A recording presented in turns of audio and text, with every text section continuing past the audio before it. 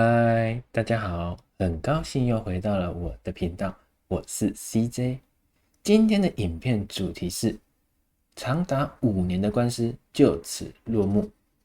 大家一定要把影片看到最后，才不会错过精彩的内容。在进入到新闻主题以前，有个好康的活动，现在只要使用我的注册连结，完成了首次注册，并且符合新用户的资格，就有1000U 的仓位。而这仓位大家可以大胆用力的去开，因为亏损的话是没关系的，重点是获利的话还可以提币走，非常的划算。好，我们就来进入到今天的第一则新闻，进入冷却期。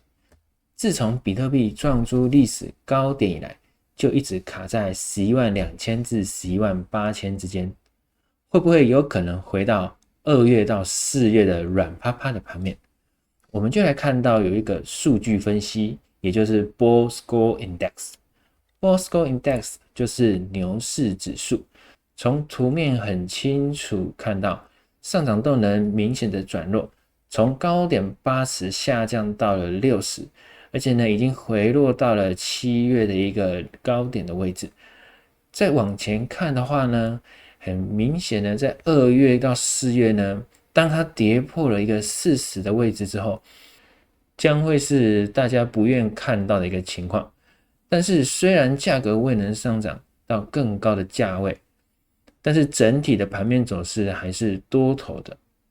这阵子的利好的消息很多，像是昨天美国总统川普签了2项行政命令，一个就是退休金开放投资比特币，也就是401k 退休金，然后再来另外一个就是阻止金融银行有政治偏见跟反对加密货币产业的来往的去银行化。但是最主要的引爆点应该是9月17号，也就是美联储宣布降息的时候。今年都是尚未调整利率，已经维持5次的利率不变。大家认为会降息吗？终止了5次的连续调整利率不变的一个状况。欢迎大家在评论区跟我留言分享。在第二个新闻呢，也就是巨鲸苏醒。再来这个消息是否会影响比特币低迷的盘面，造成盘面血流成河？就像今年2月一样，虽然3000比特币不如7月的远古巨鲸的8万颗的比特币，但是在这种抛压可能会让更多人选择卖出手中的仓位，入袋为安，也将会造成价格的一个波动。有可能最惨的情况还会跌到10万每一颗的比特币。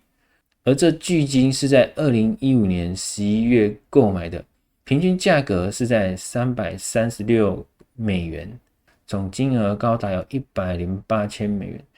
它在这10年间涨幅高达了34倍，已经有3亿4千美元的一个获利。也就是说，长期持币能实现可观收益。但是这只巨鲸是将3000枚比特币转到30个的新钱包，也就是以前的旧钱包不够安全，毕竟现在的技术呢优于以前的钱包的一个安全性，所以我的看法是还会持续持有手中3000颗的比特币。再来看到下一则新闻，也是今天的影片主题，长达5年的官司就此落幕。从2020年到现在，经历了5年的时间，从被前任的 SEC 主席甘斯勒的霸凌，到现在新任的 SEC 主席阿特金斯的领导下呢，总算是将2023年对判决不服的一个上诉给撤回了。而同时瑞波也是，这也就将长达5年的一个法案画下句点。就在消息一出，盘面上涨了 10%， 就连合约交易量暴增200%以上，未平仓上涨了 15%。盘面走势牛期也因为消息面，就连盘面的牛期走势也因为消息面在昨天正式突破了上方的压力线。我们就来看到盘面，瑞波的盘面很清楚可以看到，现在价格呢是在 3.2 美元，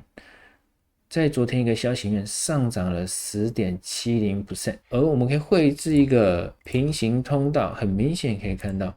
现在呢是在回踩了平行通道的一个上压力线，要将转为支撑线，若跌破呢就正式呢再回到了一个牛期的通道内。而这一侧的牛期呢的这个上涨的最终目标会是哪里？我们可以绘制1:1的一个位置，然后放置到突破牛期的位置，很清楚的可以看到，可以来到 4.51 颗的 SRP， 而从昨天的那一根阳 K 顶部到 4.5 的位置，将会有 36% 的一个涨幅。大家如果想要知道准确的一个入场点位，欢迎在下方留言告诉我。明天我会做一集更精彩的分析。好，那我今天的影片就分享到这边。如果喜欢我的观众，记得订阅、按赞、分享，并且一定要开启小铃铛，才不会错过我精彩的内容。那我们明天见，拜。